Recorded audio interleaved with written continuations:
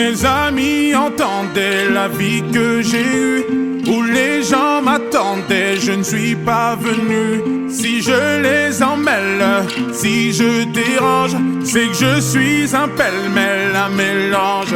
Je suis trop compliqué, je choisirai jamais que... 자, 이 꽃의 이제 발달은 원래 이 영양 생장 기관을 통해서 자라고 있던 식물이 갑자기 어떤 특정한 분열 조직에서 그것을 이루는 꽃 발달 분열 조직이라고 해서 플로럴 메리스템이라고 얘기를 하는데, 거기서 갑자기 이런 여러 가지 다양한 꽃 생식 기관이 발달이 되는 것인데, 이것이 누구에 의해서 조절이 되느냐?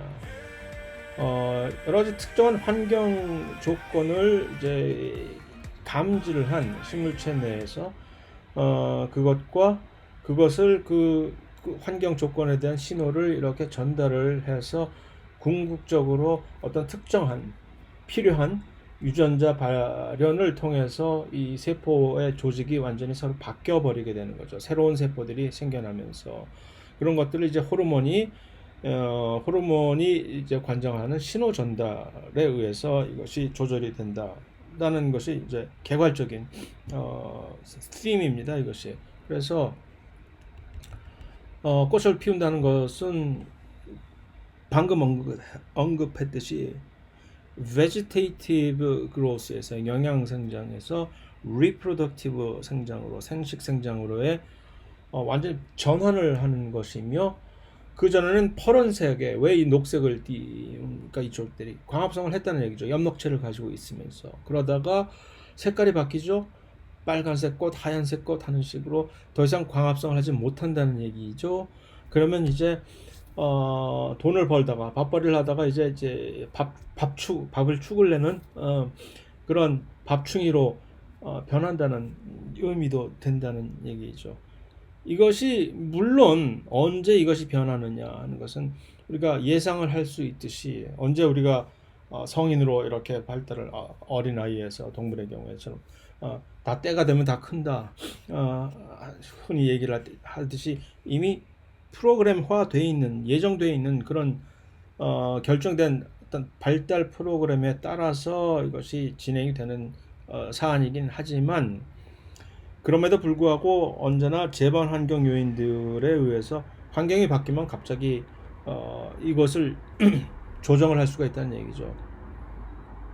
대표적인 예로 이렇게 잘 자라고 있던 식물이 갑자기 여기다가 여러 가지 환경 스트레스를 주어버리면 갑자기 꽃을 피워버립니다. 내가 언제 이러고 있다가 언제 죽을지 모르는데 빨리 꽃 피워서 자손을 만들고 빨리 만들어야 되겠다라는 하나의 반응인 것이죠.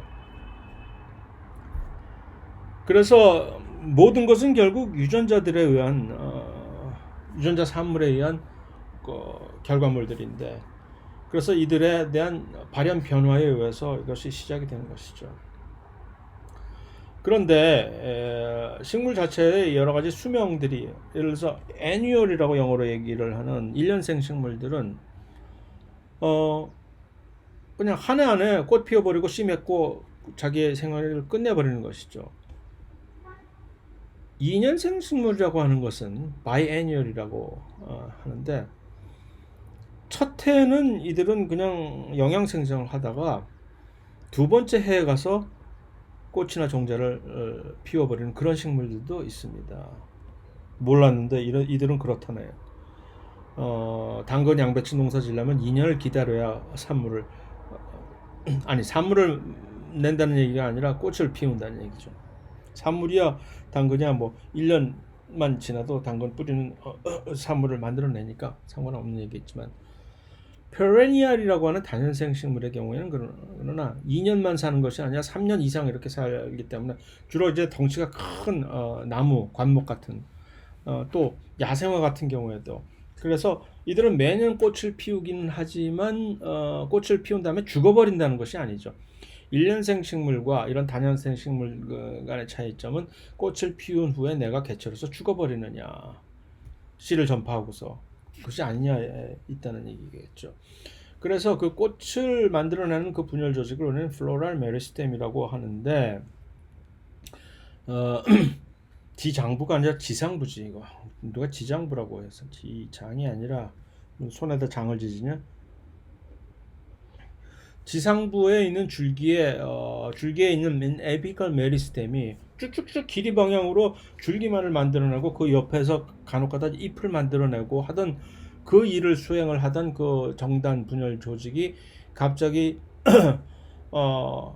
변심을 해서 이제는 나 그 일 안 할래 하고서 나 꽃 만들래 하고 이제 그렇게 되는 사안입니다. 그래서 그들이 갑자기 꽃분열 조직이나 하나의 꽃을 만들게 되면 꽃분열 조직이 되는 것이고, 아니면 거기서 갑자기 엄청나게 많은 무리의 꽃들이 우수수수 달리게 되는 그런 인플로레센스가 만들어지게 되면 우리는 꽃차례 분열 조직이라고 얘기를 하는 것이고, 인플로레센스 메리스템. 그러면 갑자기 줄기는 그냥 계속 쭉쭉쭉쭉 뻗어나가잖아요. 내가 오래 살 수만 있다면. 그런 이 정해지지 않은 indeterminate growth 상태에서 이제 화무 11홍이 되어버리는 것이죠. 유한생장. 꽃이 지가 피어봤자 얼마나 오래 핍니까? 그래서 유한생장으로 태세 전환을 하는 것이고, 자, 이것이 강조했듯이 유전자가 결정을 한다고 얘기를 했죠. 많은 식물의 그 생리학자들이 여기에 대해서 항상 이 신비로운 이것을 결정하는 어떤 특별한 물질이 있었을 것이다 해서 이 플로리겐이라고 이제 독일어 방식의 발음 방식을 이제 채택을 해서 플로리겐이라고 꽃을 만드는 어떤 특정한 물질이 있을 것이다. 이것이 호르몬일까 무엇일까 하면서 계속 추구를 하던, 마치 무지개를 허황된 신기루를 쫓듯이 계속해서 오랜 기간 동안 그것의 정체를 밝혀내기 위해서 연구를 매진해 왔었는데, 최근에 드디어 그것이 무엇인지가 밝혀졌는데, 그것에 연관된 그 플로리겐에 관련된 밀접한 유전자가 두 개가 대표 유전자가 있습니다. 그 주위를 완전히 메리스템을 꽃분열 조직 메리스템으로 변환시키는 역할을 해주는 저 위에 있는 큰 최종 결정자 역할을 하는 유전자입니다. 그 유전자의 대표적인 유전자 두 개의 이름이 리피와 에이피탈라1이라고 하는 두 유전자입니다. 이름이 왜 이렇게 이상해? 리피, 에이피탈라1. 에이피탈라라는 얘기는 페랄이 없다는 얘기죠. 꽃잎이 없다는 얘기고, 리피라는 얘기는 잎만 무성하다는 얘기죠. 이들은 전부 그러니까 돌연변이에 의해서 이 유전자의 돌연변이가 생기면, 각각의 리피라고 이름이 지어진 유전자의 돌연변이가 생겨서 기능을 제대로 수행하지 못하게 되는 그 개체 식물은 꽃을 절대 피우지 못하고 계속 잎만 무성하게 달려있게 되는, 거기서 이거 뭐지? 왜 이렇게 잘못됐지? 다른 애들은 전부 다 꽃 피우고 지금 난리 났을 때 너는 왜 아직도 푸르등등한 거야? 라고 해서 조사를 해봤더니 그 유전자가 망가져 있더라. 그럼 이 유전자를 뭐라고 이름을 지어야 될까? 리피라고 짓자. 또 다른 유전자인 에이피랄라1이라고 하는 이 유전자는 꽃잎이 왜 없어 얘는? 너는 꽃을 피워야지, 꽃잎을 만들어야지. 그런데 뭐가 잘못됐지? 하고 살펴보니까 어떤 유전자가 잘못되어 있어. 기능을 못해. 그럼 이 유전자의 이름을 뭐라고 지을까요? 에이피랄라라고 지읍시다. 라고. 그렇게 해서 이름을 이런 식으로, 주로 대부분의 그런 돌연변이에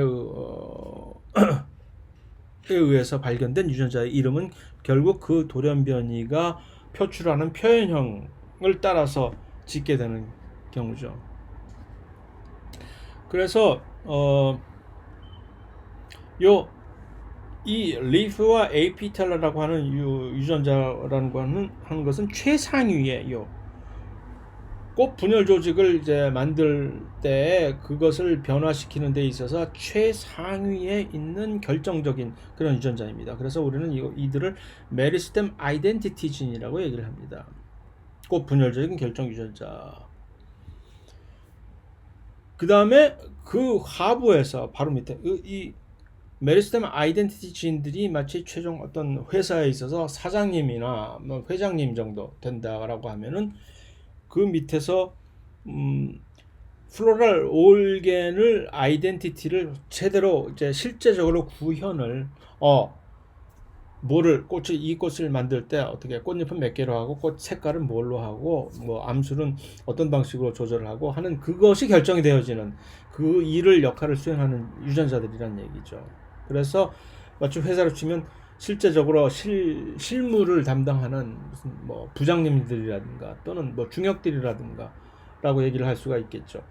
그래서 그러한 플로럴 오르겐 아이덴티티 지인들로서는 이 호메오 유전자라고 해서 호메오틱 유전자들이 여기에 참여를 하게 됩니다. 그 위에 있는 플로럴 아이덴티티 결정 유전자들의 지시를 받아가지고서 그들이 활성화가 되면 이 호메오틱 유전자들을 활성화시켜서 그 유전자들의 산물의 결과로 변화가 여러 가지 생리적인 물리적 변화들이 일어나게 되는 것이죠. 그래서 이 호메오틱 유전자들이라고 하는 것은 매우 특이한 것으로서 왜냐하면 이 같은 동일한 사실은 기능을 수행하는 호메오틱 유전자들이 동물에도 존재하는데 그들은 꽃을 피우는 건 아니잖아요. 물론 동물이 꽃 피우는 거 봤어요?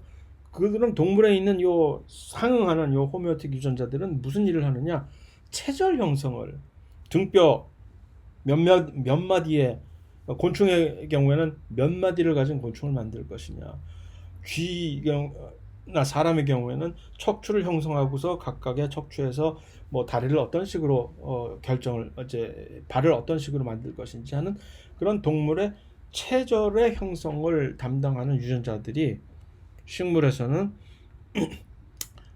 꽃 기관을 만드는데 꽃 부분을 꽃의 각 다양한 파트를 만들어내는데 이 기능을 수행하는 그런 유전자가 되는 것이죠. 그래서 이들은 전부 다 무엇이냐? 호미오틱 유전자들이고 무슨 뭐 메리스템 아이덴티티 유전자들 이들의 뭔데 이들은 전사입니다. 전사인자. 전사인자가 무엇이죠? 유전자를 어떤 특정한 유전자를 발현할 수 있도록 이렇게 유전자 발현을 조절하는 transcription factor 전사인 유전자 발현을 양을 조절하고 이 발현 유무를 조절하고 하는 이 역할을 하는 단백질들이 전사인자들이잖아요. 그래서 요 호미오틱 유전자들은 전사인자이고 그 전사인자들의 이 활성이라든가 발현을 조절하는 그 또 하나의 상부 마치 피라미드 조직처럼 상부 전사인자들이 그러한 메리스템 아이덴티티 결정 유전자들이죠. 그래서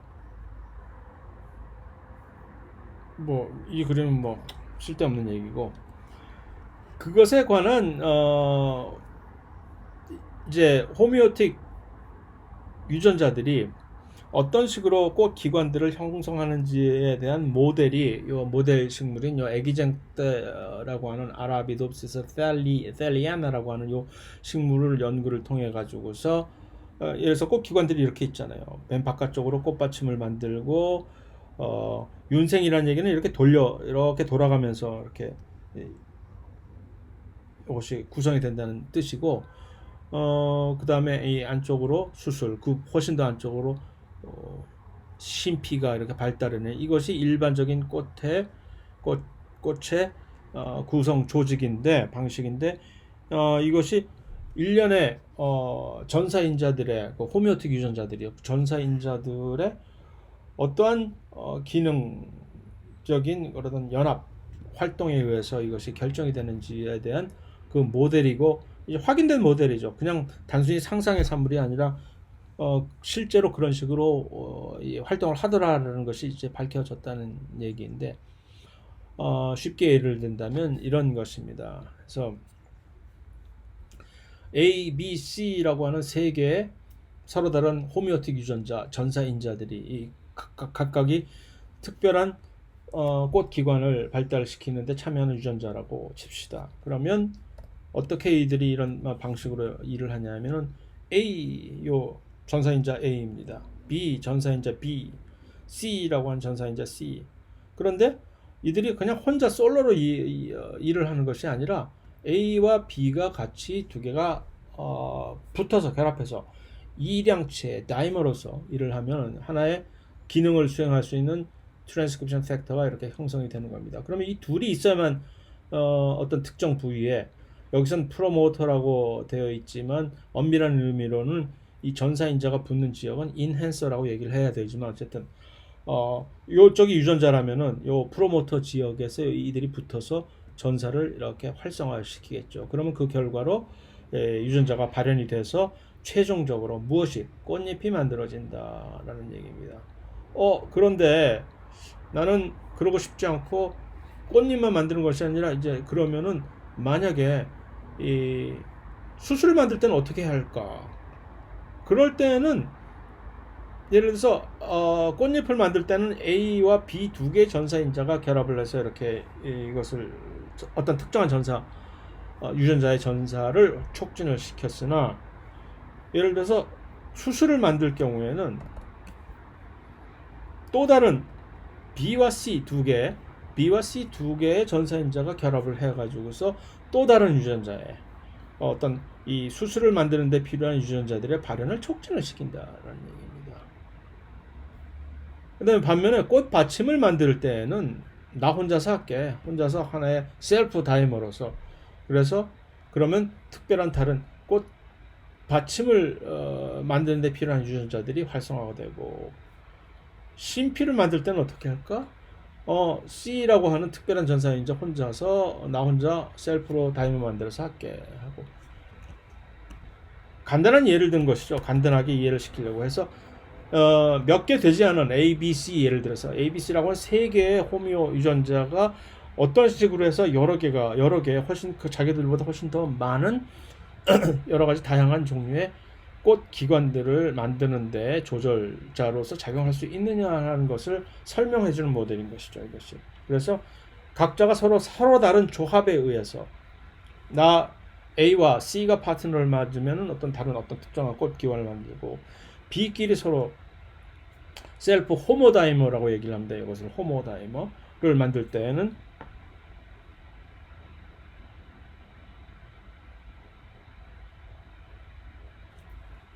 그러면 뭐 어떤 특정한 딴 것을 만들고 C끼리 호모다이머를 만들 때는 뭐 심피를 만들고 하는 식의 방식을 통해 가지고서 이것을 각자 조절을 한다라는 것이 바로 이 꽃 기관 결정 유전자들에 의한 이들은 전부 다 전사인자인 것이고 꽃 기관 결정 유전자들이 그래서 꽃 기관을 발달을 조절한다는 얘기. 자, 그러면 그건 거기까지 이제 일정한 프로그램에 의해서 꽃이 이제 제대로 정상적으로 만들어지는 경우에 대한 실제적인 유전자 기작에 대해서 살펴본 것이고 요약하면 그것에 대해서 요약을 하면은 처음에 이 영양생장 기관에 이제 정단 분열 줄기를 만들어내던 정단 분열 조직이 꽃 분열 조직으로 변화하게 되는 결정적인 계기는 누가 유발을 하느냐? 꽃 분열 조직 결정 유전자라고 하는 대표적인 이름 두 가지, 리피, 에이피탈라 두 가지 종류의 그러한 전사인자죠. 이들도 역시 그 유전자들에 의해서 그들이 활성화가 되면 그 주위가 꽃 분열 조직으로 변화한다라는 얘기죠. 그렇게 되면 무슨 일이 생기느냐? 그렇게 되면 꽃 분열 조직으로 변화하게 되면서 누구들이 리피와 에이피텔라가 활성화되면 어떻게 돼요? 결과적으로 그 밑에 있었던 호미오틱 유전자들이 활성화가 된다는 얘기죠. 호미오틱 유전자들은 누구? 전사인자들이죠. 그럼 그들이 활성화가 되면 무슨 일이 발생해? 각각이 그들이 서로 짝을 지어가지고서 자기들의 입맛에 맞는 유전자들을 발현을 활성화시킨다는 거죠. 그러면 그 결과로 꽃잎도 만들어지고 꽃받침도 만들어지고 수술도 만들어지고 심피도 만들어지고 해서 꽃이 핀다라는 얘기죠. 꽃이 언제 필까라는 어떻게 조절이 될까라는 것이 이제 다음 주제입니다. 꽃은 어떤 식물은 가을에 꽃을 피죠. 코스모스, 국화. 많은 꽃들은 봄에 꽃을 피우죠. 무슨 민들레, 여러 가지 다양한 어떤 식물들은 뭐 봄이건 가을이건 별 신경 없이 그냥 뭐 아무 때나 조건 맞으면 꽃을 피우는 그런 식물도 있고, 이거 누가 누구에 의해서 어떻게 결정이 되는 걸까요? 빛에 의해서 결정이 되는 것인데, 그 빛 자체가 어떤 빛이냐? 빛의 어떤 이 주기적인 변화, 그것을 이제 광주기라고 하는데, 그것이 하나의 신호로서 식물에 전달이 돼서 광주기 신호에 의해서 개화가 조절이 된다라는 것입니다. 그래서 이제 식물들이 낮의 길이가 짧아질 때 꽃을 피우는 그런 이제 가을 식물, 가을에 피는 그것을 단일 식물이라고 얘기를 합니다. 낮의 길이가 길어질 때 꽃이 피기 시작하는, 그러면 장일 식물이겠죠, 그죠? 장일 식물. 장일 식물은 long day plant라고 얘기를 하고, 단일 식물은 short day plant라고 해서, 단일 식물은 SDP, short day plant, 장일 식물은 long day LDP라고 표현을 하기도 합니다. 그래서 써 있는 걸 괜히 떴어. 어떤 특별한 길의 낮의 길이라는 것이 어떤 하나의 기준점이라고 하면 어떤 임계점이 있겠죠. 일장이라고 하는 것은 낮의 길이는 얘기니까. 그러니까 낮의 길이가 최대 어떤 특정한 임계 일장보다 그 이상은 내가 못 받아들여 할 때, 이거보다 더 짧아졌어 낮의 길이가, 그럼 나 꽃 피워야지. 나 열받아서 꽃 피울 거야. 그러면 너 이 선을 넘어버렸어? 꽃 피운다 라는 얘기죠. 그래서 그것을, 그러한 식물들은 단일 식물이라고 얘기하는 것이고, 나를 꽃 피우고 싶으면 최소한 낮의 길이가 이거 이상은 돼줘야 난 꽃 피웁니다 라고 했을 때, 안 피웁니다 하고 있다가 낮의 길이가 이거보다 딱 길어졌어. 그래, 그럼 할 수 없이 피워야 되겠네 꽃. 이런 식물들이 롱데이 플랜트라는 얘기입니다. 그런데 사실은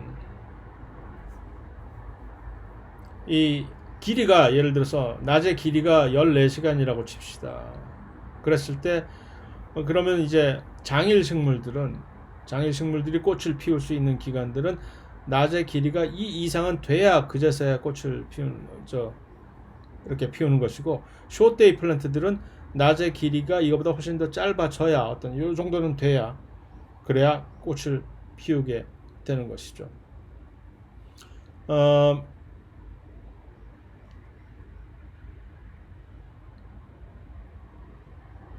그렇죠. 아니, 설명을 잘못했는데, 이제 숏데이 플랜트에서는 낮의 길이가 이거보다 좀 짧아져야 이렇게 꽃을 피우는 것이고, 롱데이 플랜트에서는, 장일 식물들에서는 낮의 길이가 이 이상은 돼야 이제 비로소 이제 꽃을 피우게 되는 그 차이라는 얘기인데, 중요한 점은 뭐냐면, 이 낮의 길이에 의해서 이것이 조절이 되는 건 줄 알았더니, 사실은 실제로 이 식물들이 어떤 신호를 인지를 하는 것은 밤의 길이가 얼마나 기냐에 따라서 그것을 인지를 하는 그런 거였다라는 것이 좀 이따 나오는 것이고, 결국 이 식물들이 실제적으로 왜 이렇게 낮의 길이, 우리가 얼핏 관찰하기에 낮의 길이 또는 뭐 그런 광주기에 대해서 그렇게 꽃을 피우는 그런 이벤트를 민감하게 반응을 하느냐 하면, 아니 왜 그러는데, 뭐 그렇게 꼭 낮의 길이가 어느 정도 돼야만 꽃을 피우는데 무슨 특별한 이유라도 있어?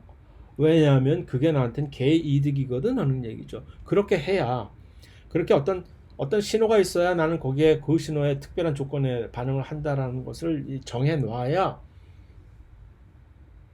동시에 이들은 전부 다 그 신호에 따라서 어떤 큐사인을 받아야 나와 등장하는 거죠. 그러니까 그러면 그때 시기에만 이 꽃이 이제 번성할 시기적으로 딱 같은 좁은 시기에 옷이 같은 시기적으로 꽃을 피우게 되니까 요 번식률이, 이 타가 수분의 경우에서 번식률이, 혼자 자가 수분을 셀프로 할 경우에는 그까짓 게 무슨 소용이 있어요. 아무 때나 피우면 되지. 그래서 자가 수분에 의해서 이렇게 이 수정을 하게 적응이 된 그런 식물들에 있어서는 사실은 그 데이 뉴트럴 식물들이 많습니다. 그래서 사람의 입장에서는 이것을 이용해서 무슨 어떤 이점을 얻을 수 있느냐 하면은, 그래 니들이 그런 특성을 가지고 있었구나. 그러면 온실에서 요 빛의 노출 시간을 변화시켜 가지고서 아무 때나 나 원래 장일 식물이야. 나 봄에만 꽃을 피워. 그런 게 어딨어? 온실에서 키우면서 이 빛을 비춰주는 시간만 조절하면 언제든지 내가 원하는 시간에 이들을 꽃을 피울 수 있게 하는 조절, 이것을 연구함으로써 알게 된 하나의 정보가 되는 것이죠. 그런데 중요한 것은 원래는 밤의 길이었다는 얘기입니다. 실제적으로 개화를 유도하는 결정적인 요인은 낮의 길이가 아니라 밤의 길이가 어느 정도이냐라는 것에 의해서, 이게 뭐야, 무슨 차이가 있어? 그러니까 낮의 길이를 이렇게 길게 하는 것보다 밤의 길이가 어떤 특정한 기기를 방해를 해버리면, 어떤 특정한 기간을 가지고 있어야 되는 밤의 길이를 중간중간에 이렇게 회방을 놔버리면은 잘 자는 사람은 자꾸 불을 켜가지고 깨게 만드는 거죠. 그렇게 되면 개화 자체에, 원래 자기가 가지고 있던 개화 자체의 프로그램이 변화해버린다는 얘기입니다. 그래서 그 얘기가 이 얘기죠. 낮의 길이를 아무리 변화를 주더라도 밤의 길이만 일정 조건으로 이렇게 유지하게 해주면 그 개화 조절을 해줄 수 있다는 얘기죠. 그래서 그것이, 예를 들어서 낮의 길이를 16시간으로 이렇게 일정하게 유지를 해줬어요. 그런데 요 불이 꺼진 요 기간 자체를 이렇게 이 정도 짧게 만들어 주지 않고 훨씬 더 길게 만들어 줬을 때만 이것이 꽃이 피게 되는데, 낮의 길이는 아무리 변화를 시키더라도 이렇게 밤의 길이 자체가 이렇게 어떤 특정한 10시간, 예를 들어서 이 정도 해줘야 꽃이 피고, 밤의 길이를 이렇게 그거보다 훨씬 짧게 변화시키면 꽃이 피지 않게 된다는, 이게 왜 그럴까? 이 꽃을 피우는 이 기이작 메커니즘은 그러니까 밤의 길이가 도대체 무엇일까라고 이제 연구를 해봤더니, 이제 빛의 파장에 대해서 여러 가지 다른 파장이 있잖아요. 적색광이라는 것과 근적외광, 적색광보다 훨씬 더 바깥쪽에, 빨간 쪽으로 바깥쪽에 있는 것을 근적외광이라고, far red라고 얘기를 하는데, 레드라이트, 적색광은 훨씬 더 이 낮에 있는 그 빛에 훨씬 더 많이 포함이 되어 있고, 근적외광은 이제 저녁 노을진 후에 밤에 훨씬 더 많이 포함이 되어 있는 부분이 있는데, 이것이 적색광에 의해서 이 개화 기간이 방해가 되더라라는 것을 발견을 한 겁니다.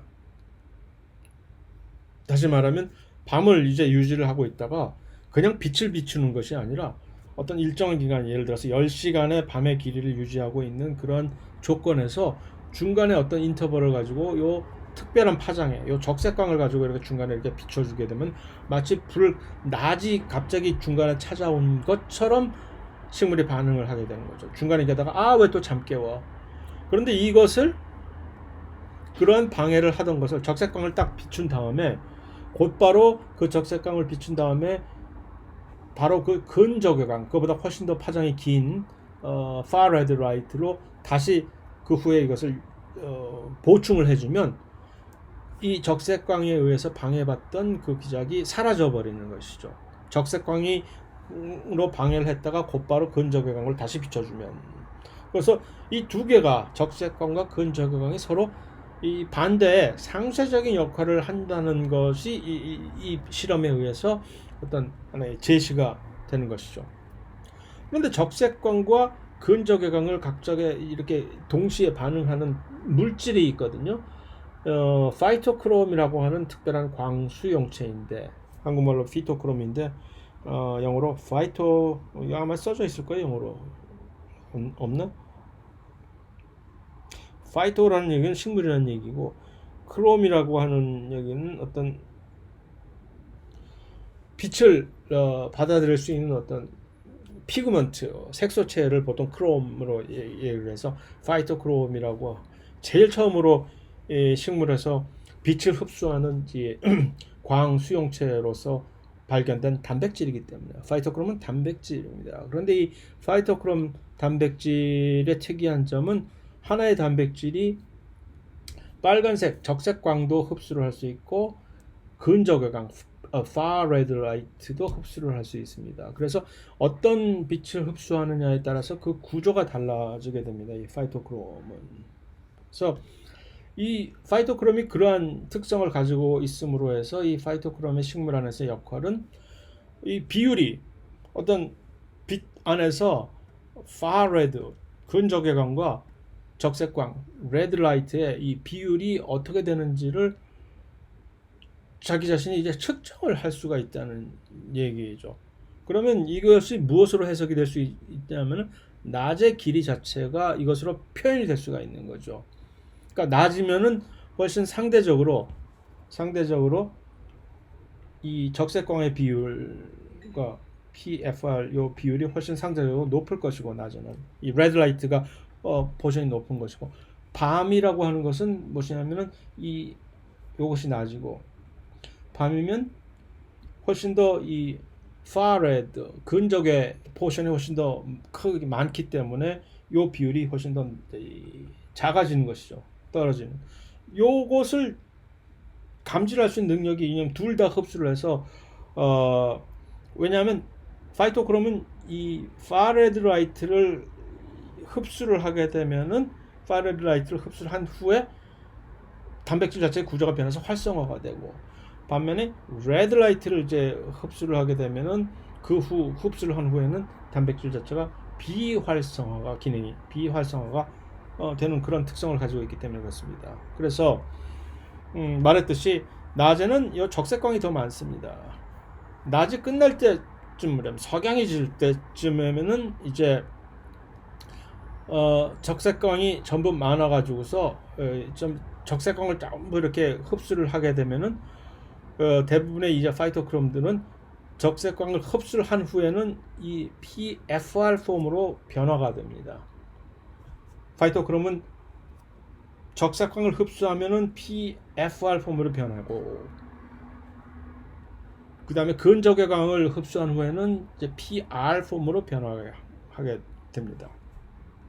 그래서 밤동에는 그럼 이제 근적외광이 훨씬 많기 때문에 이 PFR 폼이 PR로 점진적으로 이렇게 밤에 이렇게 전환이 되어 버리는 것이죠. 그래서 밤이 길면 길수록 훨씬 더 많은 파이토크롬들이 이 PR 형태로 근적외광들을 흡수했었으니까 존재를 하게 되는 것이죠. 그러면 단일 식물과 이 자체는 파이토크롬이 PR이냐 PFR이냐에 따라서 무엇이 중요한디라고 하는 것은 사실은 훨씬 더 익사이팅하고 복잡한 사안입니다. 이것을 얘기하자면 여러분들은 매우 언해피해질 것입니다. 매우 복잡한 이야기이기 때문에 그래서 여기까지만 이렇게 하고서 입을 다물기로 제가 결심을 했는데 어쨌든 중요한 것은 파이토크롬이라고 하는 이 광수용체가 이렇게 박쥐처럼 왔다 갔다 할 수 있는 그런 특성을 가지고 있어서 다시 정리하면 이 파이토크롬 자체가 적색광을 먹으면 얘는 무엇으로 변하느냐? 적색광을 흡수해 가지고서 PFR 폼으로 돌변합니다. 그러면 이제 PFR 폼으로 변했을 때 이들이 벌일 수 있는 일이 있습니다. 유전자 발현을 특별하게 아주 복잡한. 그러고 있다가 이 파이토크롬이 다시 그러면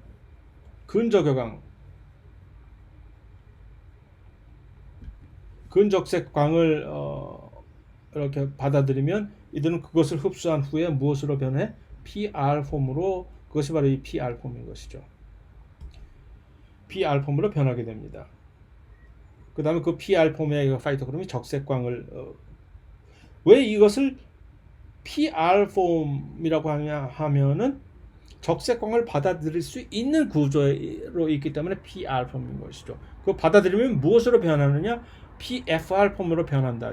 이제 나는 적색광을 받아들였으니까 구조가 변해서 이제는 나를 나에게 흥미를 유발할 수 있는 광은 근적색광이야. 적색광 너는 더 이상 관심이 없어. 그래서 이들이 PFR로 Far Red Light를 받아들일 수 있는 폼으로 변화한다는 얘기죠. 그러면 실제적으로 근적색광인 Far Red Light를 흡수하면 이제 또 변하는 거죠. 구조가 PR 폼으로 이렇게 순환을 하게 되는 것인데, 그래서 이렇게 전환을 하다 보면은 밤과 낮에 파이토크롬들이 어떤 형태로 존재하게 되는지 상태가 서로 변하겠죠.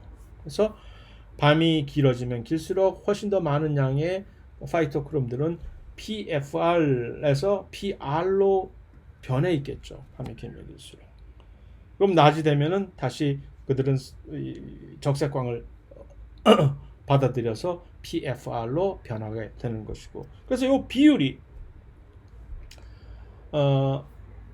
단일 식물에는 이제 언제 개화를 하느냐가 문제가 되는 것이죠. 장일식물과 단일식물의 차이점은, 예를 들어서 요 비율이 PR과 PFR의 비율이 이렇게 훨씬 더 작을 때, 그러니까 PFR이 그러니까 상대적으로 밤이 길게 되면 요 PFR의 비율이 훨씬 더 많아질 거 아닙니까? 그랬을 때 개화를 하는 것이고, 장일식물은 그 반대로 상대적으로 요 비율이 PR에 대한 PFR 비율이 높을 때 개화를 시작하는 그 차이점이 있을 뿐이지, 그것은 좀 미묘한 그들에 의한 여러 가지 유전자 발현에 의한 결과가 서로 달라지기 때문에 반응하는 것이 다른 것이죠. 장일과 단일 식물들이. 그래서 요 장일과 단일 식물들의 차이가 있다라는 정도로만 알아두시면 되겠습니다. 오케이. 어쨌든 중요한 점은, 자, 이 밤낮의 길이를 어떻게 할까? 왜 이것을 사실은 개화를 조절하는 것이 밤의 길이였다라고 얘기를 하냐면, 바로 이 파이토크롬이, 다시 말해서 밤에 중간중간에 레드라이트로 이것을 밤의 길이를 방해한다는 뜻이 무엇이냐는 얘기가, 바로 중간중간에 있다가 레드라이트를 찌워주게 되면 갑자기 PFR 폼으로 있던 파이토크롬들이 일부가 PR로 전환이 되어버릴 거 아니에요. 그렇게 되면 산통 다 깨진다는 얘기죠. 이 비율 조정하는 데 있어서. 그런데 그것을 레드라이트를 딱 쬐다가 곧바로 far red light를 쬐주면 그 일이 안 생긴다는 얘기는 뭐죠? 아유, 잠 깨었는데 미안해 다시 자라고 해서 far red light로 이 파이토크롬을 다시 이렇게 PR 폼으로 이렇게 변화시켜 줬다는 얘기가 되는 것이니까,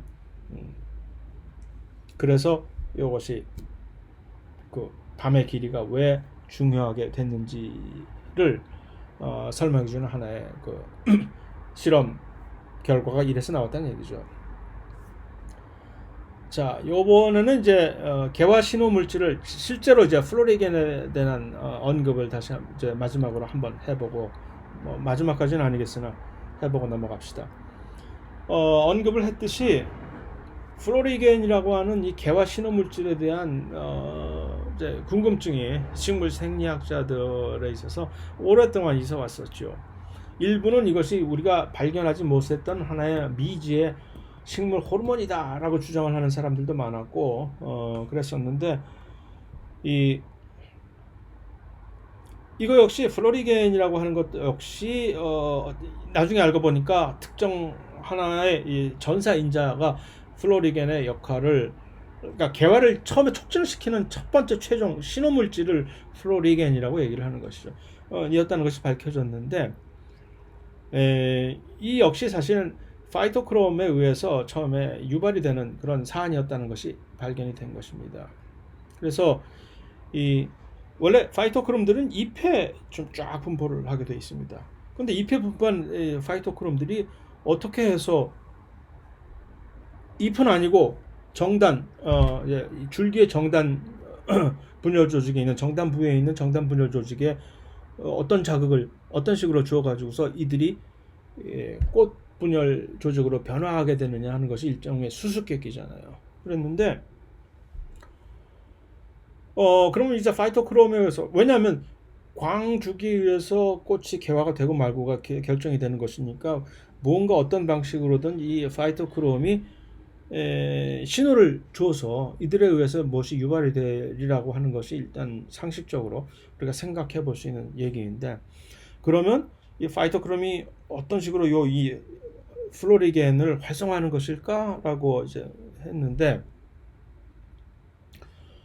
그 파이토크롬은 잎에서만 만들어지는데 줄기를 가려면은 정답 분열줄과는 멀리 떨어져 있는데, 이들이 파이토크롬이 일부러 이렇게 쭉 가서 내가 이 나이에 내가 먼 걸음을 걸어가가지고서 정단 분열 조직까지 이렇게 가기가, 파이토크롬은 단백질이란 말이죠.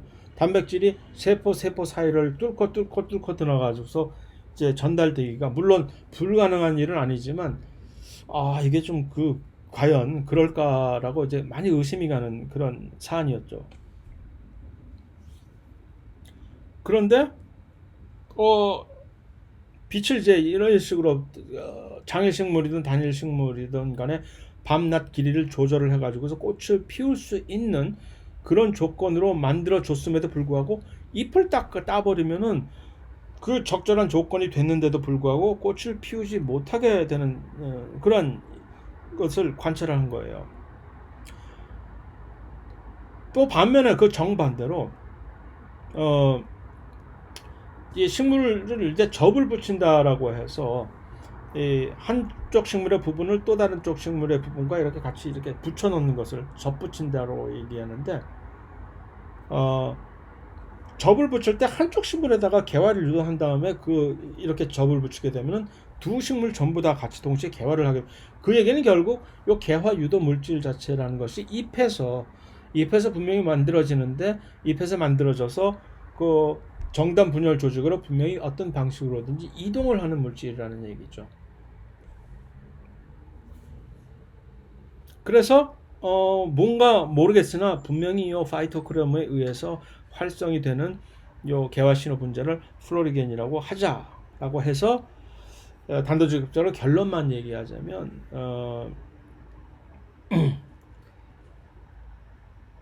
이제 무엇이었냐 하는 것을 보니까, 이 파이토크롬에 의해서 잎에서 만들어진 요 물질이 실제로 줄기를 통해서 줄기 끝에 있는 정단 분열 조직으로 이동을 하더라라는 것이 밝혀진 것입니다. 그러한 요 이동 물질을 FT라고 이제 이름을 붙이게 되는데, 사실 알고 보니까 FT라는 물질 자체가 정말로 단백질이었어요. 그러니까 단백질 이동을 하는 거네. 문제는 파이토크롬 자체가 이렇게 직접적으로 이동을 하는 것이 아니라, 파이토크롬이 어떤 활성화가 돼서 적색광을 먹고 또는 파레드 근적의 광을 흡수하고 하는 식의 이 구조 변화에 의해서 활성화가 된 파이토크롬이 나중에 벌인 일의 결과로서 이 FT라고 하는 요 전사인자입니다. 이것도 역시 요 FT라고 하는 요 전사인자가 활성화가 되어버립니다. 그런데 이제 그 FT라고 하는 전사인자가 만들어지는 것은 원래 CO라고 하는 컨스턴트 프로틴이 원래 이 파이토크롬이 실제적으로 먼저 활성화를 시키는 첫 번째 타겟이 되는 거죠. 이 단백질은 CO라고 하는 단백질은 원래 이렇게 기다리고 있다가 대기 상태로 있다가 파이토크롬에 의한 광주기 활성화 신호가 이렇게 도달을 하게 되면은 이제 내가 일을 벌이게 되겠구나. 무슨 일? 유전자 발현을 하는 거죠. 그 다음에 그 결과로 단백질을 만들어내면 그 탄생한 단백질이 바로 이 FT라고 하는 전사인자 단백질입니다. 여기가 어디입니까? 컴패니언 셀이었죠. 요 잎의 줄기 요 부위에 있는 요 동반세포, 아직도 기억을 하고 계시죠? 동반세포에 존재하는 요 FT 단백질이 동반세포에서 저 줄기 위로 가는 이 정단 분열 조직으로 가려면 어디를 통해서 이동을 할까? 플로엠을 통해서 이동을 한다는 얘기입니다. 이동하기 쉽죠, 참. 왜? 여기에 플라즈모데스마타가 원형질 연락소가 있으니까 그냥 빠져나오기가 쉽다는 얘기죠. 그래서 이 단백질이 이렇게 이동하기가 쉽구나. 단백질임에도 불구하고. 그렇죠.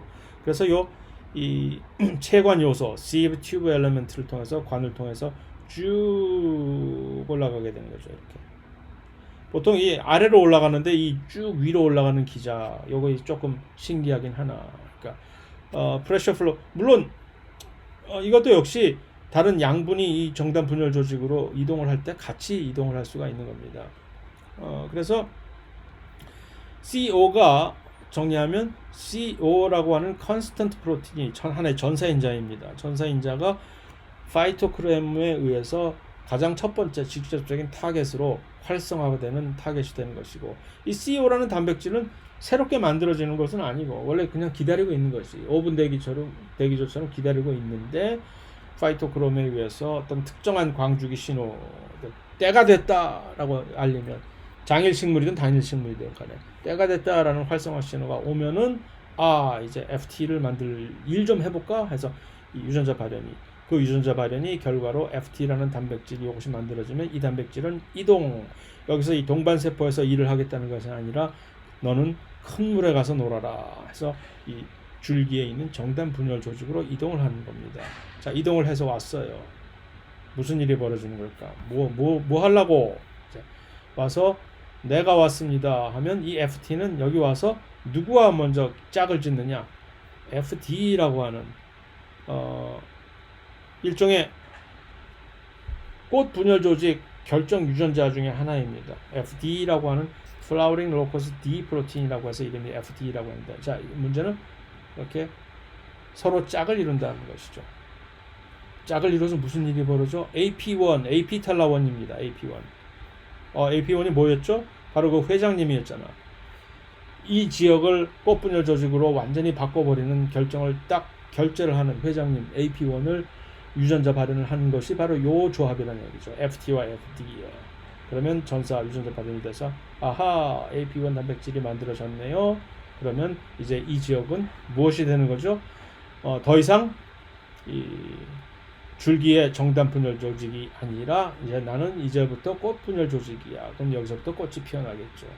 그래서 결국 플로리겐이라는 것은 뭐란 얘기냐? 플로리겐이라는 얘기는 정의상 이동을 하는 물질이죠. 그래서 이동을 하면서 잎에서 줄기의 정단 분열 조직으로 이동을 하면서 그 결과로 꽃을 피워내는 역할을 하는 것이 플로리겐이었으니까 바로 플로리겐은 FT 맞네 라는 것이죠. FT가 바로 그 일을 하는 것이니까. 그럼 그 플로리겐을 활성화시키는 그 첫 번째 자극은 무엇이냐? 빛, 광주기죠. 밤이냐 낮이냐의 길이 자체가. 그것을 누가 감지를 하느냐? 파이토크롬이 감지를 하는 것이죠. 왜? 파이토크롬은 P알폼과 PF알폼이라는 두 가지 상대적인 형태로 존재를 하면서 각각이 서로 다른 적색광, 그 다음에 근적외광을 흡수할 수 있는 그런 능력을 가지고 있으니까. 그래서 그 상태 변화에 의해서 모든 것을 이제 쉽게 간단하게 요약하면 상태 변화에 의해서 CO라고 하는 요 유전자 전사인자 단백질을 활성화시키는 거예요. 단백질 자체를 활성화시키는 거예요. 그러면 그 CO라는 단백질은 그 결과로 이 플로리겐인 FT 단백질을 만들어내는 전사를 촉발을 시키는 것이죠. 그러면 이 FT는 체관을 통해 가지고서 잎에서 요 줄기의 정단 분열 조직으로 이사를 가서 여기서 누구와 짝을 지어? FD라고 하는 또 다른 전사 유전자와 드디어 결합을 짝을 이뤄. 그 이전에는 왜 이것이 안 이루어졌을까? 짝이 없었잖아. FD가 FT라고 하는 짝을 오매불망 기다리고 있는데 언제나 올까? 이제서야 왔네. 그래서 와서 여기서 누구를 탄생시키느냐? AP1이라고 하는 그 회장님 유전자의 발현을 촉진시켜서 요 AP탈라1이라고 하는 이 결정적인 전사인자죠. 이것도 역시. 그러면 이들이 아까 하부 유전자들, 호미오틱 유전자들을 전부 막 활성화시켜서 최종적으로 이 꽃잎에 꽃 잎차례, 꽃잎, 그 다음에 뭐 수술, 암술 이런 것들이 만들어지게 되는 것이죠. 그 개화라는 것은 단순히 이렇게 광주기에 의해서 파이토크롬을 통한 광주기 변화에 의해서 조절되는 것뿐만이 아니라 또 다른 여러 가지 조건, 예를 들면 온도라든가 온도 자체에 반응을 하지 않는 그런 식물, 온도 자체에 개화를 반응하지 않는 그런 식물이라면, 예를 들어서 날씨가 매우 추운데도 불구하고 광주기만 변했다고 해서 꽃을 피운다는 그런 식물, 멍청한 식물은 지금 현재 지구상에 살아있지 않겠죠. 뿐만 아니라 많은 경우의 식물들은 그런 고온에 의한 긍정적인 개화 촉진 작용뿐만이 아니라 또 반면에 일정 기간, 짧은 기간 동안의 저온 처리, 이것을 춘화 처리라고 하는데, 그것에 의해서 개화가 촉진이 되는 그런 반응도 보이고 있습니다. 조금 이따가 언급을 하겠지만, 또 반면에 지베렐린이라고 하는 이 호르몬은 우리가 여러 가지 주요 식물 호르몬에 대해서 다음 장에서 다시 살펴보긴 하겠지만, 이 지베렐린 호르몬은 여러 가지 기능을 갖고 있는 그 중에서 기능 중에 하나가 개화나 이제 이 꽃, 그러니까 열매 발달이나 개화를 촉진을 시키는 작용을 역할을 하는 것으로 알려져 있습니다. 그래서 춘화 처리에 대해서 먼저 볼 것 같으면은 특히 일부 곡물들의 경우서 많이 보여지는 현상인데, 일정한 이제 저온 기간을 거치게 한다는, 뭐 예를 들어서 섭씨 4도라든가 하는 정도의 일정한 저온 기간을 거치게 하게 되면은 개화가 훨씬 촉진이 됩니다. 이 이유는 물론 식물의 입장에서 우리가 볼 때는 얘네들이 겨울을 겪었기 때문에 빨리 꽃을 이제 피운다는구나 하는 식으로 해석이 될 수도 있겠으나, 그래서 이제 춘화 처리를 하지 않은 일부 애기장대와 춘화 처리를 그 후에 해버리면 이렇게 변하게 되는 이 영양 생장 기관들이 전부 이제 이렇게 발달이 억제되고, 반면에 이 생식 기관인 꽃대가 빠르게 발달을 해서 이렇게 꽃이 이렇게 별 방해 없이 피게 되는 이런 식으로 변화가 되는데, 춘화 처리는 무엇이냐면 FLC라고 하는 이 단백질은 저 리피나 에피탈라 같은 것에 의해서 이제 환골탈퇴가 되는 꽃분열 조직의 형성을, 그 기능들을 억제를 시키는, 마치 종양 억제 유전자, 동물에서 세포 분열 활성화, 세포주기 활성화를 억제를 이제 웬만하면 시켜주려고 하는 그런 이 기능을 수행하는 것이 종양 억제 유전자들인데, 그런 기능을 하는 것처럼 요 FLC라고 하는 이 단백질은 개화를 어떤 식으로든지 방해하려고 하는 개화 억제 인자입니다. 어떤 식으로 이들이 기능을 하느냐 하면은 바로 요 에이피탈라1과 리피라고 하는 이 결정적인 개화 결정 유전자 요 둘을 기능을 억제를 이렇게 시켜버리는 것이죠. 그런데 이들을 이 저온은 이 FLC 단백질의 합성을 저해시켜 버리는 것이죠. 그러니까 저온을 이렇게 처리해 주게 되면은 일시적으로나마 이렇게 FLC 단백질의 양이 줄어들어 버리니까 개화가 촉진이 될 수가 있는 것이고, 반면에 높은 온도는 요 플로리겐이라고 이제 우리가 인식을 한 요 FT 단백질의 이 기능을 활성화시켜 주게 되기 때문에 그래서 개화가 촉진이 되는 것이고, 그 다음에 요 광주기라고 하는 밤과 낮의 길이 차이는 파이토크롬이 그것을 감지를 해서 그 FT를 합성을 촉진을 시키는 그런 방식으로 개화를 촉진을 시키는 것이고, 그 다음에 이쪽에 나와 있는 위치에 따른 기울기 경로라는 것은 뭐냐면 요 FLC라고 하는 요 단백질이 만들어지는 곳은 줄기에 저 뿌리 쪽에 가까운 쪽에 요 부분에서 이렇게 만들어지는데, 그럼 줄기가 점점점 커가서 길이가 길면 길어질수록 여기서 만들어지는 곳과 원래 개화가 이제 꽃 분열 조직이 만들어지는 이 정단 부분이 거리가 멀어지게 되니까 이 FLC의 방해 작용이 훨씬 더 이제 덜해진다고 얘기를 할 수가 있겠죠. 그래서 그거는 식물은 더 빨리 개화를 시킬 수 있게 되는 이유는 바로 그 플로리겐을 활성화시켜서 그러는 것이고, 지베렐린은 요 리피 단백질의 기능을 활성화시키기 때문에 그래서 개화 전환이 촉진이 됩니다. 그래서 같은 얘기로 지베렐린을 처리를 해주게 되면은 훨씬 더 큰 튼실한 열매를 맺기도 하고, 그래서 다음 시간에 보겠지만 과일 같은 걸 만들 때 지베렐린을 꼭 쳐줘야 포도 같은 경우에 특히 이제 그것을 많이 활용을 합니다. 일부 식물은 내부 시계로부터 신호에서 반응해서 개화를 한다는 얘기는 무슨 얘기냐 하면은, 이것이 이제 모든 식물이 다 그렇다는 얘기는 아니지만 예를 들어서 특정 계통의 담배가 줄기가 어느 정도 길이가 자라면 끝눈에서 개화가 시작이 되는 이유가 바로 요것이죠. 개화 억제 인자가 뿌리에서 만들어지는데, 그래서 이것을 줄기 끝에서 개화를 유도할 정도로 이제 줄기가 길어지면 낮아지기 때문에 그렇다라고 예상이 된다는 얘기입니다.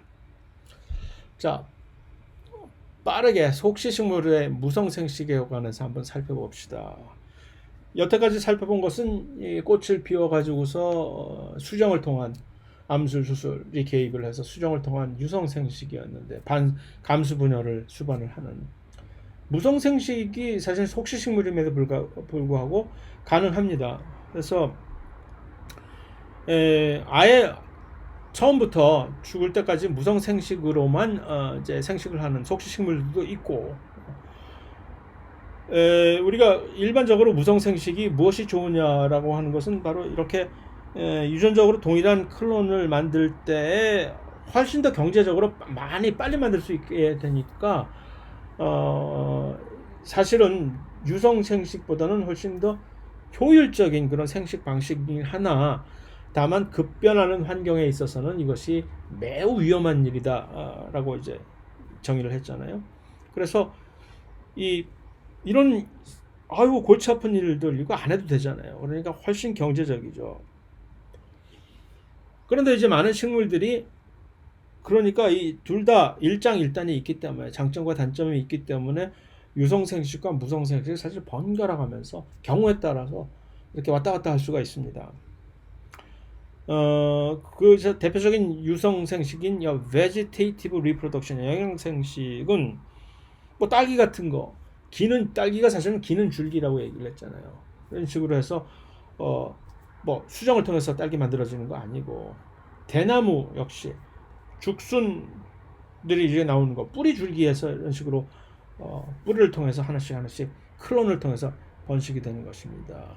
감자 역시 감자에서 나오는 괴경 줄기를 통해서 만들어지는 것이고, 마늘도 그렇고, 앞거는 이제 칼랑코에라고 하는, 얼핏 지난 장에서 보여주긴 했지만 잎 가장자리에서 새로운 식물들이 플랜틀릿이라고 해서 이게 이런 식으로 나옵니다. 칼랑코에 식물들은. 그래서 요거 하나들이 떨어져 나가고 하나의 새로운 식물들이 만들어지는 그런 경우도 있고, 일반적으로 다 그렇다는 것은 아니지만 오히려 우리가 생각하는 것과는 상대적으로 환경이 좋지 않은 조건에서 이제 생장하는 식물들에서 많은 경우에 영양생식에 의해서 생장하는 식물들이 많습니다. 그런 척박한 환경에서 쓸데없이 잘못해서 유성생식을 하려고 쓸데없이 비용만 버리고 생식이 성공하지도 않고 그러면 오히려 불리하기 때문에, 그리고 환경이 좋지 않다는 얘기는 그 좋지 않은 환경이 계속적으로 일정하게 유지가 된다는 것이기 때문에 아주 뭐 그렇게 특별한 환경 변화가 급격하게 일어나지도 않을 것이다 라는 그런 것을 우리가 감안하면 이해가 가는 일이기도 합니다. 그래서 그러한 면에서 장기간에 걸친 안정적인 환경에서는 이러한 무성생식, 특히 영양생식은 매우 유리한 조건의 생식입니다. 또 유성생식을 하는 식물체임에도 불구하고 수정을 하지 않고 그냥 무수정 생식을 하게 되는, 이런 치팅을 하는 거죠, 일종의. 영어로 에포믹시스라고 이제 표현되는 이런 방식에 의해서 생식을 하는 경우도 많습니다.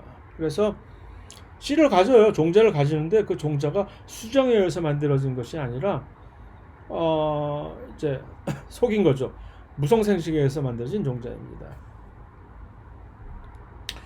뭐 크게 두 가지 경우에 무수정 생식의 메커니즘을 우리가 생각해 볼 수가 있는데, 한 가지 경우는 오뷸에 있는 미신에 있는 세포가 감수 분열을 해야 되는데, 감수 분열을 해서 이제 난 세포를 만들어야 되는데 그러지 않고 그냥 이배체 난을 만들어 가지고서 여기서 자기 혼자 스스로 배와 종자를 만들어내는 그런 경우도 있습니다. 또 어떤 경우에는 그 오뷸 있는 그 주피가 그 이배체 세포가 그냥 이배체 배낭을 형성해서 배 종자를 만들어내는 그런 경우가 있고, 이럴 때 이제 무수정 생식이 사실 사람들에게 이제 활용이 될 수 있는 한 중요한 측면은 뭐냐 하면은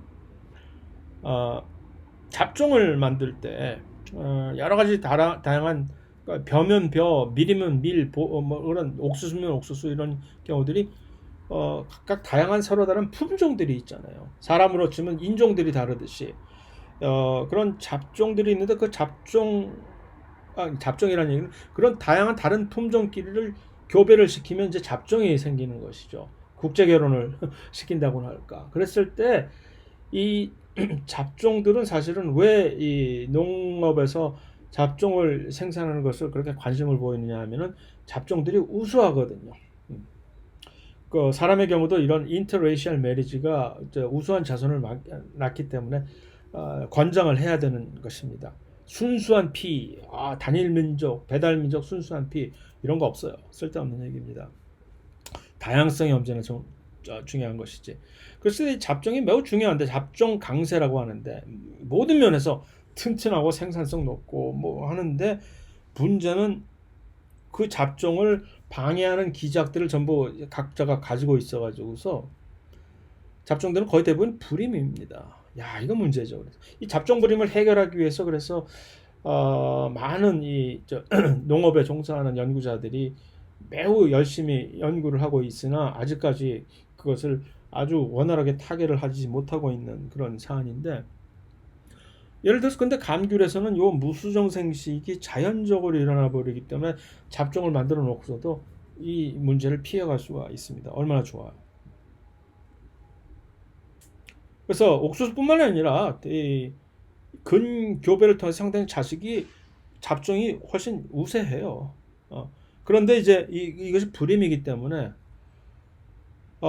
그렇기 때문에 이 강세를 보인 잡종이 있게 되면은 그 두 양친을 버리면 안 돼요. 계속 보존했다가 매년 새롭게 교배를 해서 다시 그 우수한 잡종을 만들어내야 되는 이런 골치 아픈 일을 계속해서 수행을 해야 되는 거죠. 그놈의 잡종 불임 기작 때문에. 만약에 그런데 그 옥수수에서 감귤처럼 이 무수정 생식을 증진을 시킬 수 있는 유전자를 만약에 찾아낸다면, 그래가지고 이것을 이렇게 잘 살짝 요즘은 유전자 편집도 아주 잘 쉽게 할 수 있는 그런 시대라서, 그러면 일단 잡종을 만들어 놓고서 그 다음에 그 잡종은 무수정 생식으로 계속 생산하게 되면은 그런 문제를 깔끔히 해결할 수가 있는 거죠. 가만, 이건 내가 한번 해볼까? 그래서 그것을 그림으로 설명을 하자면 이런 얘기입니다. 두 옥수수 간에 이 두 서로 다른 계통의 잡종을 하나 만들어 놓은 이 잡종은 매우 튼튼한 강세를 보이는 잡종인데, 이들을 다시 계속 만들어내려면 계속해서 두 양친의 교배를 계속적으로 계속 해야 되는 거죠.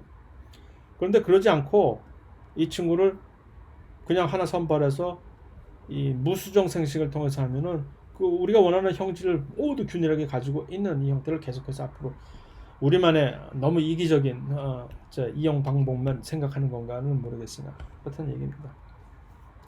그래서 이 농업적으로 영양 생식을 활용을 하는 것은 줄기를 따라서 푹푹푹 심어버리는 번식을 통해서 하는 경우가 많은데, 이것을 도와주는 것은 식물 호르몬 오옥신을 처리를 하면 뿌리가 훨씬 빨리 내릴 수 있도록 하기 때문에 이런 식으로 번식을 오옥신을 도움을 받아 가지고서 하는 경우가 매우 많습니다. 또 두 개의 가지를 서로 이제 접목을 그래프팅이라고 하는데, 그래서 위에서 이렇게 하고 밑에 받쳐주는 것을 접순과 대목이라고 이렇게 얘기를 하는데, 이쪽을 접순이라고 하고 밑에 받는 역할을 하는 부위를 대목이라고 시온과 스탁이라고 얘기를 하는데, 이들을 할 때 하나의 트릭은 이 둘이 서로 요 베스큘라 캠비움, 이것이 2차 세컨더리 그로스 2기 형성 이제 생장을 하는 형성층이잖아요. 관다발 형성층들끼리 서로 연결이 잘 되게 하면 같이 이렇게 딱 자라게 되는 것입니다. 그래프팅 이 접목이 중요한 이점은 뭐냐면 서로 간에 서로 다른 이 두 가지 형식을 접목을 시켜 수 있기 때문에 두 장점을 이렇게 서로 융합을 시키는데 아주 좋습니다. 그래서 많은 경우에 이 과수목들은 이런 식으로 접목 방식으로 사실은 번식을 시키는 겁니다. 뭐 씨 받아가지고 다시 꽃 피워서 이렇게 절대 안 해요. 또 티슈 컬처라고 해서 분열 조직을 이제 배양을 하는 식으로 하는 경우도 있습니다. 요 정단 분열 조직을 살짝 떼어내 가지고서 실험실에서 무균 상태에서 이렇게 배양을 해서 잘 배양을 하면 여기서 식물 토티포턴트잖아요. 그래서 만능성을 가지고 있기 때문에 여기서 유식물이 이제 만들어져 가지고서 그렇게 되면 이것을 이제 실제 필드로 이렇게 옮겨 심는 경우. 왜 이런 식으로 할까 얼핏 이제 의아해. 뭐 그냥 넓은 자연 환경에서 그냥 처음부터 키우지. 그런데 이러면 바이러스 얘기가 여기서 또 나오는데 식물은 코로나가 걸리지 않는 것이 참 부럽다고나 할까? 하나 식물에도 엄청나게 많은 바이러스들이 많습니다. 그래서 특히 딸기 같은 경우, 감자 같은 경우 바이러스에 엄청난 피해가 많이 속출이 되는데 이럴 때 이런 무균 상태, 감염되지 어렸을 때 특히 그것이 민감한데 그런 것들을 생산해낼 수가 있고 이런 식으로 해서 또 나무 같은 경우에는 심어놓으면 자기들끼리 각자 천차만별로 자라는 속도가 다르고 할 때 일정한 상태로 어느 균일한 상태 크기의 묘목을 이런 식으로 해서 이제 생산해낼 수 있는 이점이 있습니다. 모목 얘기가 나왔은 얘기인데 마지막으로 끝으로 포인세치아에 관해서 얘기를 합시다. 원래 포인세치아는 야생 포인세치아는 이런 식으로 포인세치아가 이렇게 유명해진 우리나라에서는 그다지 뭐 문화적으로 뭐 그다지 크리스마스가 크게 중요한 하나의 명절이 아니기 때문에 하지만 서양 사람 특히 미국을 위시한 서양 사람들에게 있어서 크리스마스는 정말 1년 중에서 가장 큰 모든 사람들이 이제 가슴 속에서 하나의 어릴 적 향수를 간직을 하고 있는 중요한 명절입니다. 크리스마스를 대표하는 식물인 이 포인세치아. 어떻게 왜 그런지 모르지만 크리스마스 하면 이 포인세치아가 크리스마스를 표현해주는 하나의 식물인데 이렇게 생겼잖아요. 근데 원래 야생 포인세치아는 남미 지역에서 이제 자생을 하는 야생 포인세치아는 이렇게 이거 크리스마스 장식화로 쓰기에 그다지 좋아 보이지 않잖아요. 이게 왜 이렇게 됐을까요? 접목을 통해 가지고서 특별한 방식으로 접목이 여러 가지 다양한 다른 종류의 포인세치아들끼리의 비슷한 식물들끼리 접목을 통해서 이렇게 개발을 해낸 것입니다. 누군가가. 그래서 한동안 이런 식의 포인세치아를 전 세계적으로 독점을 했었어요. 요 생산을. 이 패밀리가.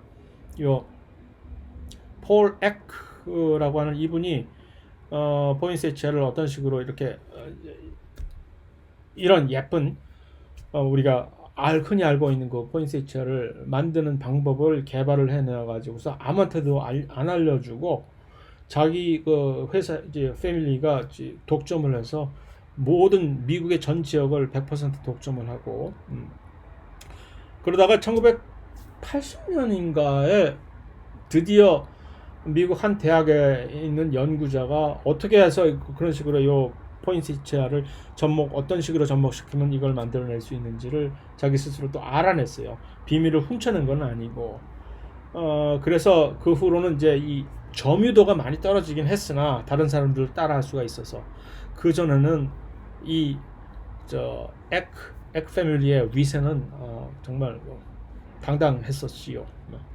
그것을 이제 끝으로 식물의 생식기관과 생식기관 발달의 조절기관을 맞춰보려고 합니다.